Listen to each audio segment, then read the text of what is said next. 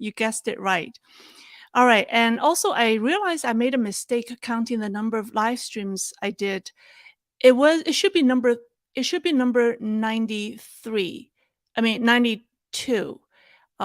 So I just made this episode number 93B, version B. So this will be the second 93rd live stream. All right, so let's talk about this important subject. Lately, Western politicians came up with this new term. They describe China-U.S. relations or China's relations with the West. They use the term de-risk instead of decouple. And I thought it's very interesting because they try to avoid being provocative while being able to manage the risks the CCP presents. But according to the Chinese own definition of war, a war between the US and China has begun years ago. And in the digital age, the definition of war has changed, and the concepts of cold and hot war aren't absolute. So because it's neither a cold war nor a hot war, I call it the lukewarm war or the room temperature war. Because it's neither cold nor hot, it can be hard to notice. You've heard about the book Unrestricted Warfare, written by two Chinese military officers. And the book was written... yes, here we go. The book was written in 1999, 2 years before the 9/11. Right, that was in 2001, so 2 years before 9/11. And Chinese search engine Baidu's definition of unrestricted warfare is, it says, it's a warfare that goes beyond boundaries and limits. And unrestricted means transcending all that's called or can be understood as a boundary. So by definition, the CCP's war is unethical and terminally destructive. In August 2016, the authors revised the book based on the new geopolitical developments since the book was published. And the authors predicted the inevitable trend of the generalization of the war in the future, meaning that sectors that normally wouldn't trigger war would become the front line of battlefields. And the authors warned that governments must be involved in all areas of society as soon as possible to prepare for the invisible war. So internet, resources, media, finance, and cultural institutions all become battlefields, according to the two Chinese authors. So if we go by the Chinese definition of war, this invisible war has begun for years. The Americans only realized it recently. So, for example, there has been the trade war. Fentanyl is another form of attack by the CCP. And this year, the spy balloon that drifted across the United States made us aware of the near space military programs. And it's another form of invasion. While the Sino-US relations haven't really stepped out of this shadow of this CCP spy balloon, last week, US intelligence agencies, together with Microsoft, disclosed a cyber attack sponsored by the CCP. A mysterious code has been found in critical infrastructure in the US island Guam in the Pacific. And the code was installed by China's state-sponsored hacking group, and it was given the name Vault Typhoon for infiltrating various key facilities on the island with the purpose of cutting off transportation or even communication from the US mainland in the event of crisis. The United States immediately alerted the Five Eyes nations about the cybersecurity risks, and the FBI is also involved. Now, the immediate response by the US authorities is unusual because we know this type of hacking has been going on for years. But this group, Vault Typhoon, is serious, and it can be called an invasion for two reasons. Or Some people call it an invasion, but it's really serious for two reasons. The first is, unlike most hackers whose goal is to collect information, Volt Typhoon is against critical infrastructure in the island of Guam, and Guam is the westernmost point of the United States and is home to U.S. military facilities in the Pacific. It's also a major communication hub connecting Asia and Australia to the United States via multiple submarine cables. And also, 4 months ago, on January 26, the U.S. Marine Corps opened a new base in Guam. And under this plan, the base would eventually house 5,000 Marines. And U.S. officials have said that the island would be a major staging point for bombers, submarines, and troops if the U.S. were to become involved in a conflict between China and Taiwan. An executive overseeing Microsoft's threat intelligence unit told New York Times that their analysts discovered the unusual code while investigating an intrusion involving a U.S. port. As they traced the intrusion, they found the other networks had already been attacked, including some in the Guam telecommunications sector. And so it was the attack on Guam, the sensitivity of the geographical location of the island, that alerted the U.S. intelligence officials. So if the Microsoft analysts didn't, were not looking into, it was discovered accidentally. So the Microsoft analyst said that this Chinese group was developing capabilities that could disrupt critical communication infrastructures between the United States and Asia during future crises, and has targeted, and they have targeted several industries, including communication, manufacturing, utility, transportation, construction, government, information, and education.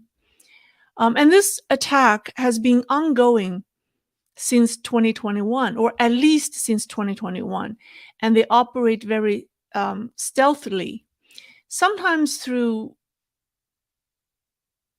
Oh, and the U.S.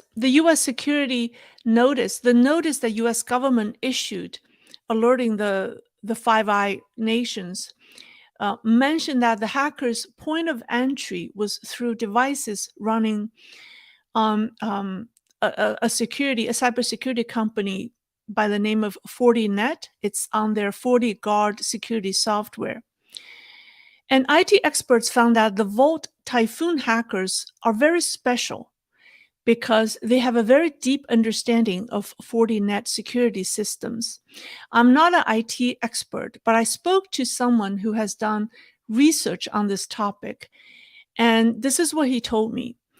He said Volt Typhoon hackers seem to have high-level knowledge of Fortinet's OS system, and they have very in-depth knowledge of Fortinet device features, including systems, services, logs, and undocumented proprietary formats. The Chinese hackers are very familiar with Fortinet systems and seem to have obtained its code. So they found such a high-level access by a foreign hostile government very worrisome. So I looked into the company Fortinet. It's a cybersecurity company. Well, I've been talking without showing you the slides. So here's the Fortinet. It's a cybersecurity company that develops and sells security solutions like firewalls, endpoint security, and intrusion detection systems. It's based in Sunnyvale, California, and is listed on the NASDAQ. Fortinet has offices all over the world. And in 2016, it was sued by a former employee for intentionally mislabeling Chinese-made security equipment to be sold to U.S. military. And according to the complaint, the employee was told by superiors to rework the labels containing Made in China logos. And the employee complained to his superior about the practice, but was told to do it anyways. Some of the equipment was subsequently sold to the U.S. military, I think including the U.S. Air Force. and possibly the Marine Corps. So 3 years later, in September 2019, Fortinet paid nearly $500,000 to settle the case and called it an isolated incident. This triggered my interest. And I found that Fortinet was founded in 2000 by a Chinese American, Ken Xie, who was born, like myself, who was born and raised in China. Here's the Fortinet services. The company, this is its Chinese website. This is its Beijing office or its website in Chinese.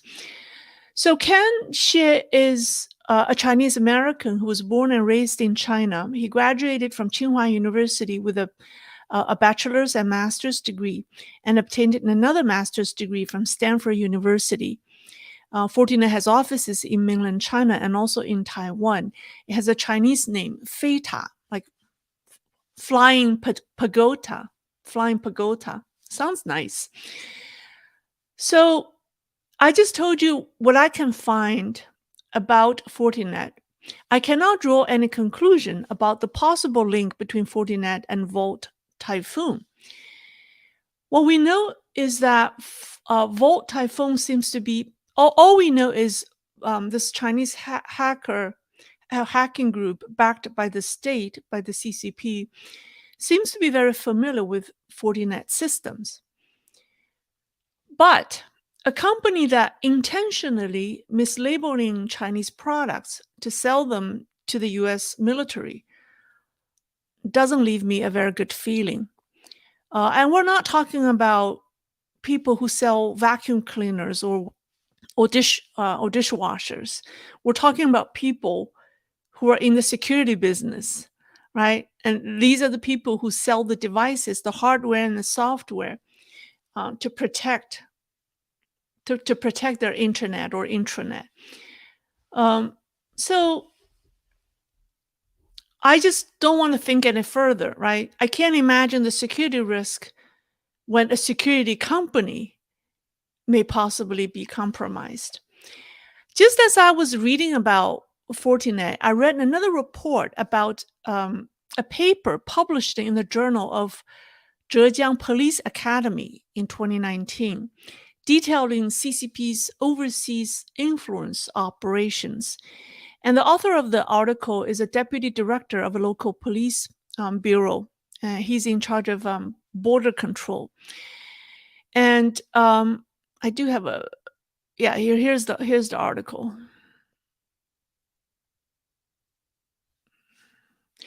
The title, abstract, and the references of the article can still be found on the journal's portal and also on Baidu. Here's Baidu, and also I think on Google. But the detailed text has been removed, so you can't really see the detail. But the paper is eye-opening. I saw one page of the information, and even just without one page, it's kind of a synopsis of what's being said in the paper. I think it's the abstract. It's probably the abstract of the paper. It's eye-opening because it shows us the extent of control the CCP has in the Chinese American communities. And perhaps that can explain why I don't have a good feelings and I worry about Fortinet being possibly compromised by the CCP. It's not that I don't trust them or anything. It's just the CCP's infiltration and influence is just, it's everywhere.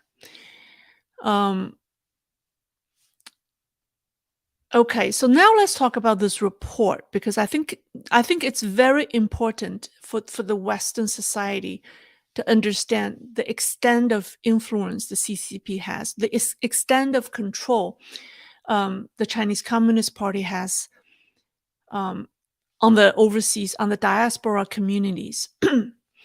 So this synopsis, one page, it says the first it talks about the conceptual plan. So people who can read Chinese has the advantage of understanding what's being said here, but I kind of translate it for you. It basically states the purpose. It says that um, the goal is to maintain state security and social security, and also to serve the Belt and Road Project, but through several tactics. And it mentioned several keywords in parentheses, in quotation marks. First is policies. I think it refers to the internal CCP policies. Collaborations, meaning collaboration across various CCP apparatuses. Love of homeland, that's a tactic always used for overseas Chinese. And friendship, the friendship line, it's often thrown to international communities. And so that's the overall concept. It's getting more interesting. So this one is about its priorities, and it's summarized as 2 integrated domains, and I translate for you. So the top one is integrate the 2 battlefields of mainland China and overseas communities. And it talks about the focus of mainland China. So in order to have a better control of the overseas diaspora communities, the CCP's focus in mainland China is 1, conflict resolutions. Meaning it wants to play the role of a mediator to resolve any issues within these communities. And it wants to focus on family members of overseas Chinese. So if you're a Chinese diaspora, and if your parents are in China, or if you have siblings in China, then they become the target of this effort, of this operation. And then third point is it educates the diasporas who return to China about Chinese rules and regulations and Chinese laws. If you read the entire paragraph, I think the better word to use is not educate here. It's really to intimidate. It's educate and intimidate. So that's the tactic for inside China. Now overseas, its focus is on the community groups. And it says the CCP will send work groups to meet with them frequently and will educate them to bring them up to speed about the CCP's policies and laws. And this explains its brainwashing and indoctrination programs for the Chinese Americans. It's through these frequent discussions, seminars, dialogues, and they just want to educate you about the 20th Party Congress, whatever new policies that they have. So that's the first integration, right? One of the 2. And the second one is integrate online and offline worlds. For the online, it's very straightforward. Control the narrative, collect information, and use every means available in China to gather intelligence and collect information. So I think using every means available in China, I was thinking, well, what does it mean? Well, I think it's using systems like WeChat, right? The all-encompassing mighty app that does everything that Elon Musk loves. By the way, he's in China. He's in China talking to high-level CCP officials. I don't know what he's up to, but well, I could look into that. But yeah, it's like WeChat, TikTok, or the Chinese version of TikTok, Douyin. So it's using these tools, every means available in China to collect information and gather intelligence. For offline, it's even scarier. It says to establish an overseas intelligence system with a single point of contact, and use the overseas intelligence network to collect information on key targets of interest during major events and sensitive periods. So who are the key targets of interest? You wonder. And so we wonder how elaborate this intelligence network is, right? So this clearly spells out CCP's spy operations in the US and within the Chinese community. So that's part 2 of this paper. Now let's talk about part 3. Part 3 is titled 3 Key Collaborations. The first collaboration is, it talks about the close collaborations with embassies and consulates via police liaison officers and community leaders.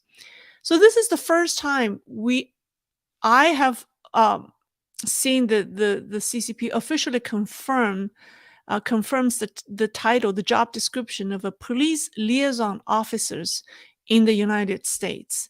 Can you imagine we have a CCP's police liaison officers working in the Chinese communities here? That kind of is kind of run between the embassies and consulates and then the local community leaders. That's a scary thought. And I think this is part of the foreign police station apparatus. So that's the first collaboration. And the second collaboration is with the local community leaders. And I mentioned there are ongoing collaborations with 230 organizations. I think it's across the world. It's not just in the United States. And it also mentioned 150 influential community leaders. I wonder who those people are. And I wonder if we could get a list of those 230 organizations. And the third collaboration is with, this is very interesting, it's with former policemen and then family members of diasporas. So I think the former policemen must be former policemen who live outside China. And I think CCP must have has an initiative to approach them, right? Because they were once policemen in China and now they live overseas. I think the CCP may want to recruit them to work for them. So that's former policemen and also family members of diasporas. So these are the family members in China. So I thought that's just very interesting. And how does it work? It says establish a two-way working mechanism with the overseas police liaison officers. And I don't understand what this two-way work mechanism is, because this is just a kind of a high-level summary. It would be nice to read the details. And but it gave an example such as establish overseas Chinese police friendship association, and an anti-cult association. And I think the anti-cult association is clearly targeting Falun Gong and any spiritual groups. So that's the 3 collaborations of this effort. Now, how do they operate? The next section talk about the 4 mechanisms. And the first 2 mechanisms, and they're very eye-opening. The first one, it says to build a grid-based mechanism to maintain stability involving overseas Chinese. And if you read the details, it says it wants to borrow from China's grassroots security management mechanism, which is a grid system. It's a grid-based mechanism. So it wants to copy China's grassroots security management mechanism, and by using the community leaders and then the overseas CCP party members. This is very interesting. There are obviously a network of CCP members living in our communities, because the document mentioned them, right? So the 3 key groups of people that this grassroots security grid relies on. The first group is the community leaders, or the pro-CCP community leaders. The second is the overseas party members. And the third group is the police liaison officers. So these 3 groups of people will play a leading role and to develop this grid-based security mechanism to manage overseas Chinese. That's scary. So it gives an example. So it says that this kind of effort has successfully dealt with 15 protests and rallies during high-level visits by CCP leaders. And also, this effort generated for example, in 2018, 647 young people from 19 countries who went to China to attend summer camps designed for the overseas Chinese communities.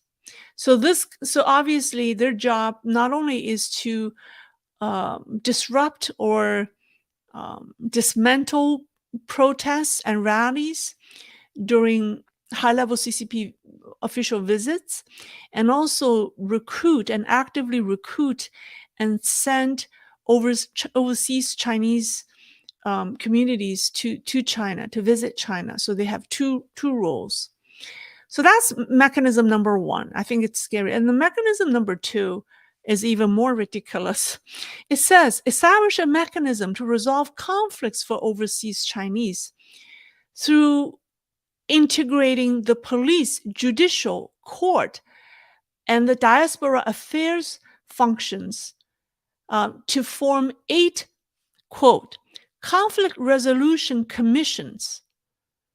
And when I was reading that, I'm like, well, what do they mean by judicial court? I mean, they're not talking about American judicial system. They're not talking about American court. They are talking about the Chinese judicial system, the Chinese court. So in the end, what the CCP wants to do is they want to establish 8, quote unquote, conflict resolution committees or commissions in the United States and other parts of the world by combining the Chinese police, the Chinese judicial systems, its court, its probably public prosecution, and also its diaspora affairs office. It wants to combine these formal CCP functions, state functions, to form these commissions to help the overseas Chinese to resolve their conflicts. And it says to establish a resource sharing platform for judicial and mediation affairs. And the goal is to further refine the overseas judicial and police platforms to help diaspora communities. And I was just shocked. I mean, this is basically saying that the CCP is actively exporting its court, its judicial system to help Chinese Americans solving their conflict. So the Chinese, instead of going to American court, going through the American judicial system to resolve their conflicts, they have been relying on Chinese CCP's quote unquote justice system to resolve their differences. And that's just very scary. And it says, it says in the past 3 years, we've resolved over 120. Sorry, I should go to the next page. Yeah. And it says that it has resolved 120 conflicts, and 8 of which involved local consulates and embassies. So they are actively functioning. And the last one is to establish a mechanism to manage. That's the second one. Yeah, that's the second one. So I talked about the first 2. And the third one is to establish a mechanism to manage crisis. And the crisis, by definition, it gave an example. The French police, there was a case in Paris in which a French policeman opened fire on a Chinese man and killed him. So it happened in March 2017. There was a Chinese man who had a conflict with police, and the man used a weapon. I think it was a pair of scissors, and was and then basically he had a weapon in his hand, and another police know that this Chinese man had a weapon in his hand. He was, he looked like he was going to attack one policeman, and another policeman knew that this man has a drinking problem, and he also has a history of domestic violence. So he opened fire on this Chinese man and killed him. So the next day, the Chinese people had a protest, and it got violent, and causing 3 Parisian policemen to be injured and 35 protesters to be arrested. So the protest was not peaceful. And then as the protest went on, more and more Chinese gathered. So it happened on the death happened on 26th. So by 26th of March. So by April 2nd, about a week later, thousands of Chinese gathered in Paris and protested the police. So this is the type of crisis management that the CCP document paper described. I was wondering what kind of role the CCP police played behind the scene. Were they really trying to help the Chinese, or were they really behind the violent protest, right? In the end, the family of the man who was killed filed a case against the police, and 3 years later, the High Court of Paris ruled that the case against the police officer was not justified. So that's just give you an example. So it wants to. I think this strategy is really trying to utilize event like that. It wasn't really to help the victims or trying to help the Chinese community to really communicate with the local authorities. I think it's really the other way around. And the last mechanism is a service mechanism. It's improved service to help Chinese, for example, renew their Chinese driver license or taking care of their business issues or business documents in China. So that the last one is service oriented. Now, why do I want to spend so much time talk about this? I think it's very important because we do not have any proof, or I have not seen any proof until I saw this document to tell you the extent of control the CCP has on the diaspora communities around the world.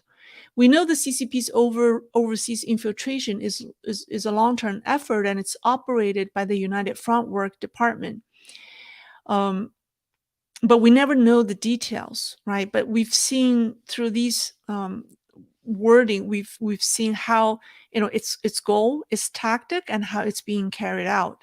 So I think it's very enlightening. From the above paper,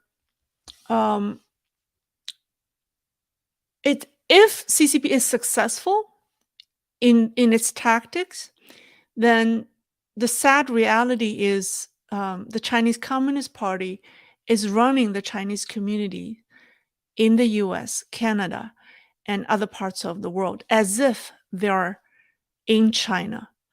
Right? You have the police liaison officers here. You have the court here. You have, basically there's no different. There's no different, right, than if you're living in China. So if the United States and its allies don't dismantle CCP's overseas mechanism and operations, we've basically allowed this type of invasion continue in the US. I call this invasion because it is clearly an invasion. And if we don't dismantle this mechanism and this type of operations, then Chinese Americans can involuntarily become CCP's agents without being aware, because the CCP has taken them hostage. So that's why when I talk about cases like Fortinet, again, I'm not trying to draw any conclusions on the company, but all I want to ask is please keep in mind the reality of the Chinese American communities here. Things have got better over the past maybe 2 months. The United States so far has arrested 5 pro-CCP community leaders in the past 2 months, 2 in New York, 1 in Boston or New England, and 2 in Los Angeles. It's only a beginning. but the effort should be increased because it's far from enough. This is CCP's unrestricted warfare, and it has invaded the United States, and we cannot not do anything. By the way, the authors of the book Unrestricted Warfare said that the unrestricted warfare isn't a new concept and has existed since the time of the Chinese Civil War in the 1940s. They said that the CCP has used the prototypes of the unrestricted warfare to have successfully defeated the nationalists, right? To drive them to Taiwan. So the CCP is very experienced in waging the unrestricted warfare, and it has succeeded in the past. But I found the United States likes to emphasize its military capabilities and often ignore other aspects of the war. And that's precisely the reason I want to do this program, to remind you that the war has already started and we cannot ignore what's happening in the Chinese American communities. All right, wow, I've been talking for 40 minutes. This is one of the more difficult videos. So let me see if people have questions for me. All right, let me first quickly go through the super chats from Mark Schwartzberg. Thank you, Mark. Thank you. All right. If you have questions for me, put my name in the front so I know it's addressed to me. Okay, that seems to be the end. Let me see if people have questions. Let's see.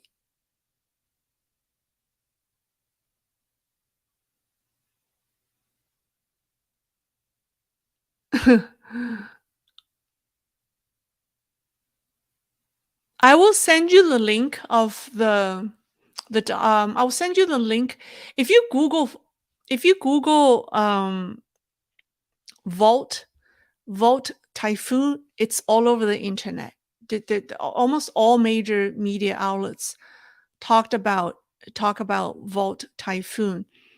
And I think the more articles coming out, the more reports coming out about the type of security risks. I think we'll see more information coming out.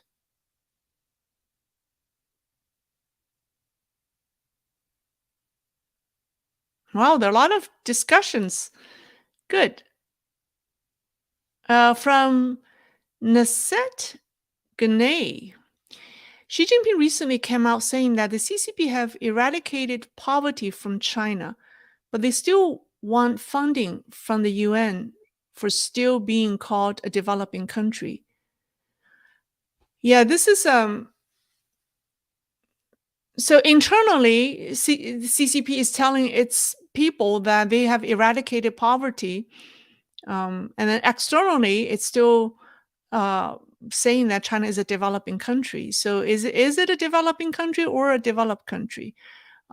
It's If you know one thing about the CCP, it has no principle. It says whatever it's good for. It has no principle. It can change its rule like instantaneously. I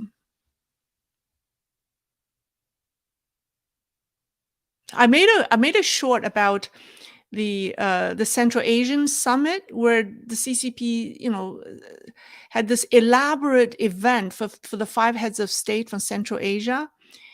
And Chinese netizens compare the beautiful, elaborate event versus the G7 summit, where the leaders of the world's most influential or the wealthiest 7 countries in the world, they just sat at a small conference table and they put their bags, briefcases on the floor, and the Chinese were joking that, well, who's a developing country? Who's a developed country?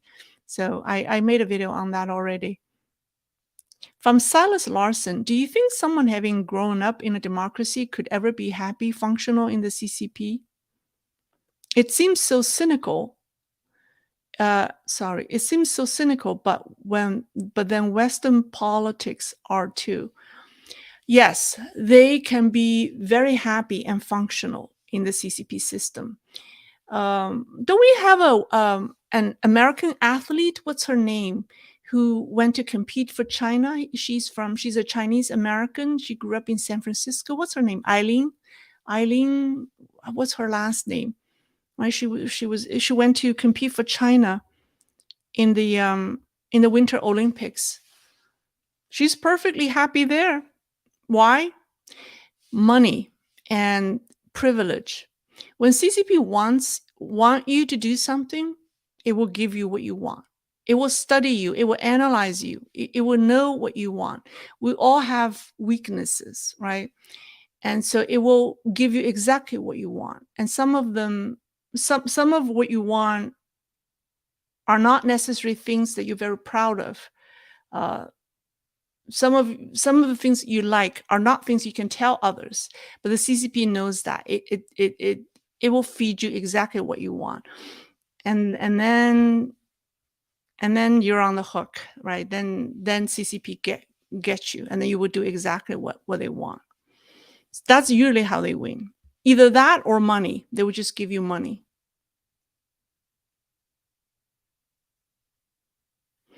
From Sumiland, there are questions at the beginning. My family member from China has lived here 12 years. Her parents have been here for extended 6 to 9 months at a time. They got stuck in China COVID.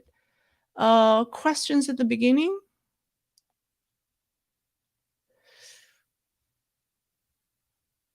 Sorry, I don't. Can somebody repeat that questions for me? It's kind of a little long. I don't know where to look for that question.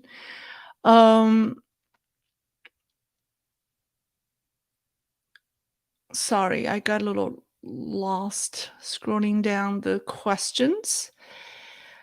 From Charles Kerr. Hey, Lei, you're doing a great service for this country and the people of China.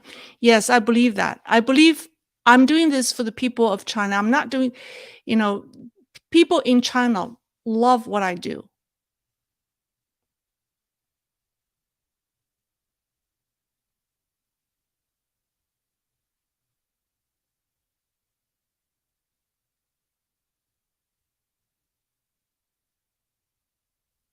Sorry, it's just a lot of questions. Um,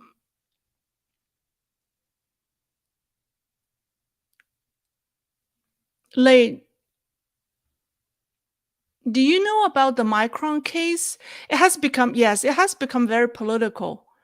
Um, but there's a reason why CCP picked Micron to punish it. But it's a lot. Maybe I should do a program on that.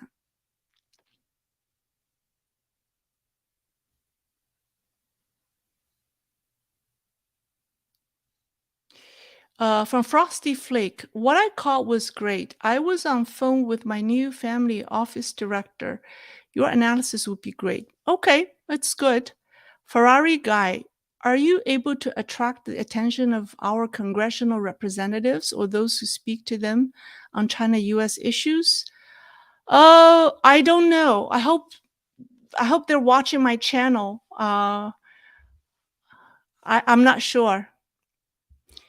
Uh, from Francis Olsen. Hi, Lei. Thank you for your talk. Thank you. Lei, been watching a long time. Question. What's your question? I haven't seen the question. From Boy Kachina. Thank you. Thank you. All right. Oh, her name is Eileen Gu. Yes, that's right. Eileen Gu. My favorites. Lei, question. I believe we're headed to war, though I hope not.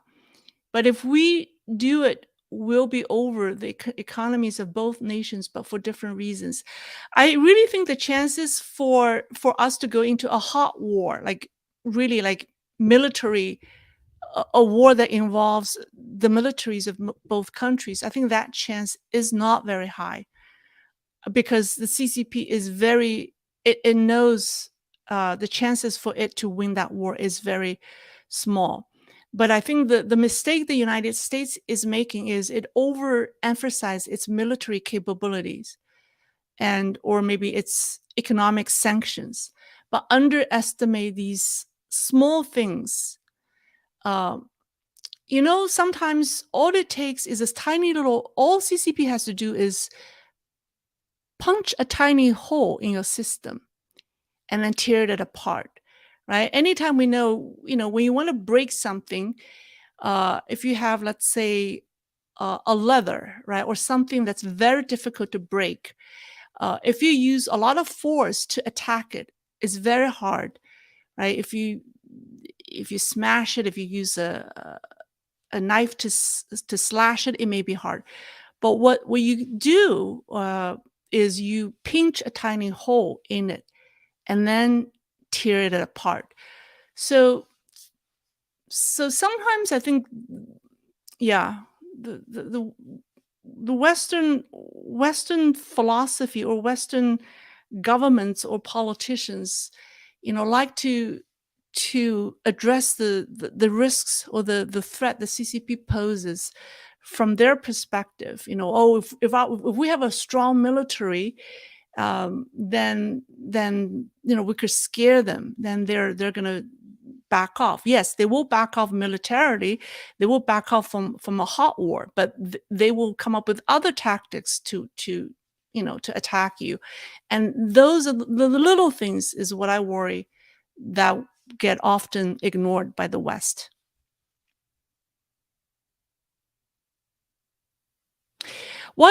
From Frank E. Lei, what advice would you give to Chinese parents in China with young girls below the age of 20 years old?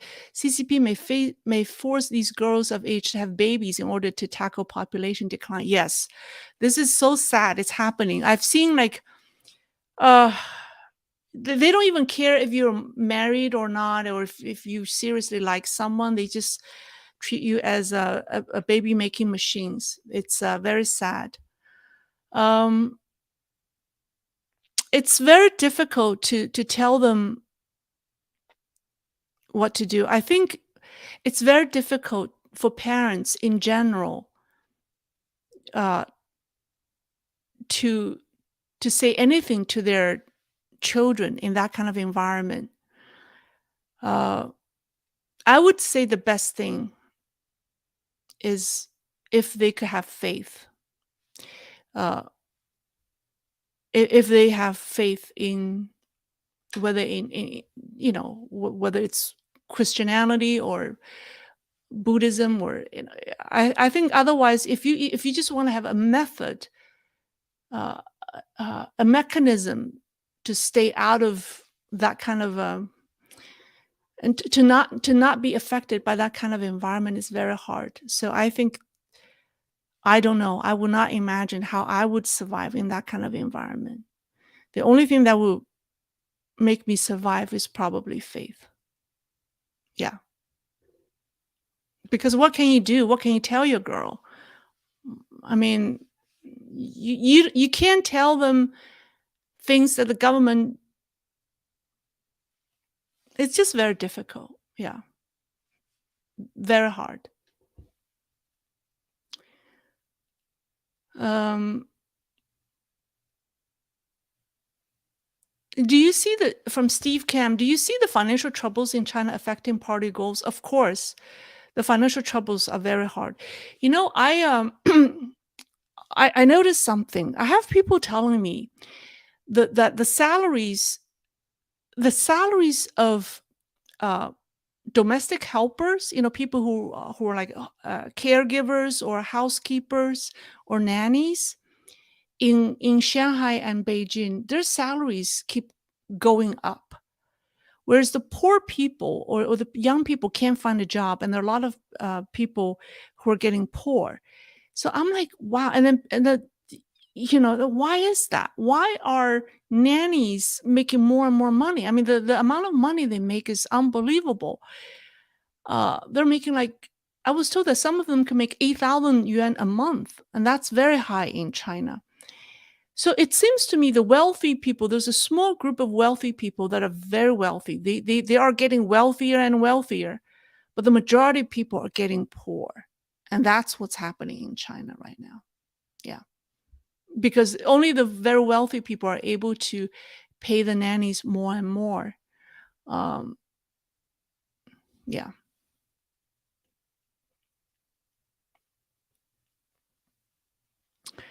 All right, let's see. Any more questions? From Silent Murmur. I agree. They undermine as many things as possible to make the system weaker until it becomes too unstable to function. Yeah. Okay, great. Sumilan, did you see the Chinese PLA jet cut across a US recon plane and use jet wash to create turbulence to harass the USAF? Yeah, I saw that a while ago. Didn't that happen a while ago? It's not recent, right? Yeah. What that tells me is Xi Jinping does not have full control over the PLA. You don't know why the PLA soldier wanted to do that. There could be various motives behind that, right? Let's see. Questions from Silent Murmur. They clearly intend to destabilize all areas they want to control, which is the whole planet. Yes, it's stated in its goal. Didn't Xi Jinping want to build the community of uh, a common destiny? To build a global village with he wants to build a global community of common destiny. All right.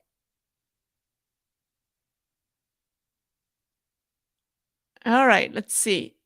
Okay, there are a lot of. I'll take one more questions. And we have Martin 11. Thank you for the super chat. Excellent topic today. If Elon Musk decides to help China, even secretly, he could be very dangerous. His recent involvement with Ron DeSantis makes me suspicious. Um, I think Musk, Musk. I think Elon Musk clearly is aware of uh, what the CCP is capable of doing because his company he has paid the price. I mean, he has been screwed by the CCP, right? But I think people like him often makes the mistake that think that they can outsmart the CCP. I don't doubt that. I think he's clearly smarter than the CCP. But one thing that they cannot do is the CCP can play much dirtier than they do. And that's because it can go as low, it can go so low that no reasonable human beings can accept. So on that note, they will lose. So oftentimes people like Elon Musk think they can outsmart the CCP, but you can't play as dirty as the CCP. So in the end, you still lose. All right. Uh, okay.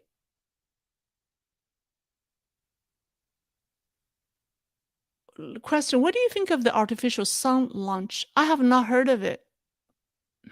This is the first time I heard of it. All right. All right. I think I answered all the question. All right. That's all. Wow. It's 1 hour. Well, I thank you very much for joining me, and I'll see you later. Okay. Thank you. Bye bye.